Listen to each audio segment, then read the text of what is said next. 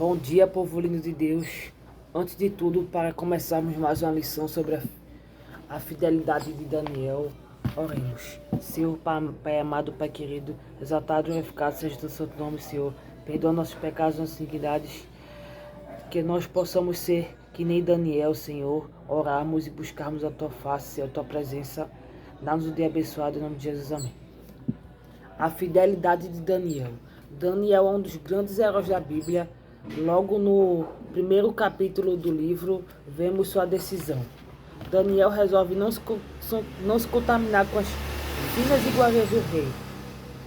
Lemos sobre Daniel e seus 3 amigos. Ora, a estes jovens Deus deu o conhecimento e a inteligência de toda a cultura, mas a Daniel deu a inteligência para interpretar todo tipo de sonhos e visões e sonhos.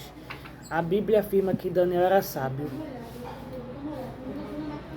porque o Espírito de Deus estava nele. Além disso, era muito amado pelo céu. Esse é o retrato de alguém que mantinha uma forte e permanente ligação com Deus. Em Daniel 2, quando o rei Nabucodonosor decretou a morte de todos os sábios da Babilônia, Daniel buscou misericórdia de Deus para compreender o mistério do sonho. E quando o Senhor lhe revelou o sonho do rei, ele imediatamente orou. Vamos lá para o texto em Daniel 2, 20 a 23, para saber qual foi. O que podemos aprender sobre essa oração.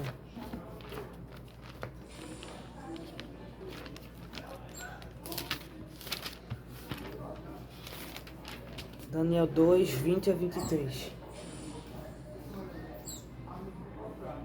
Dizendo: Bendito seja o nome de Deus de eternidade a eternidade, porque dele é a sabedoria e o poder.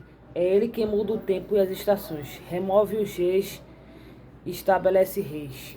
Ele dá sabedoria aos sábios e dá entendimento aos inteligentes. Ele revela o profundo e o escondido, conhece o que está em trevas e com ele mora a luz. Ó Deus dos meus pais, eu te agradeço e te louvo, porque me deste sabedoria e poder. Agora me revelaste o que te pedimos, porque nos fizeste saber este caso do rei. Ou seja, aprendemos que Daniel orou em gratidão a Deus, mas também acima de tudo porque ele é fiel ao Senhor. Muitos reis se sucederam ao passar dos anos, mas Daniel permaneceu como conselheiro real. Ou seja, mesmo tantas mudanças de rei, Daniel ele permaneceu. Porque quem manteve ele lá foi Deus. Deus que o manteve ele como conselheiro de vários reis. Daniel se destacou tanto os supervisores e os sátrapas por sua grande qualidade que o rei planejava estabelecê-lo sobre todo o reino. Ou seja, até o próprio rei planejava estabelecê-lo sobre o reino. Ele era fiel e não se achava nele nenhum erro nem culpa. Muitos reis, inclusive Nabucodonosor, procurava erro nele, mas não achava. Apesar do forte ciúme das tramas maldosas de seus colegas. Tinham colegas que, por causa de alguns colegas, ele foi mandado para a cova dos leões. Mas mesmo assim, ele não deixou de fazer o que ele sempre fazia, que era orar e buscar o Senhor. Ele permaneceu fiel, mesmo sabendo que ia para a cova dos leões. E Deus o honrou a fé dele. Vamos ler Daniel 6, do 10 a 11.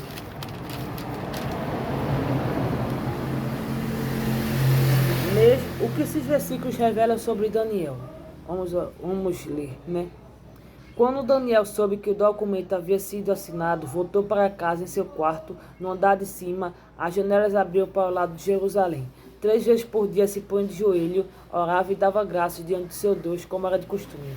Ou seja, que mesmo diante das dificuldades, Daniel orava 3 vezes e de joelhos no chão e com as janelas abertas para o templo de Jerusalém, que é onde ele tinha esperança, né, que da casa do Senhor, onde ele sempre, antes do exílio, ele sempre ia adorar o Senhor e ele tinha saudades de casa.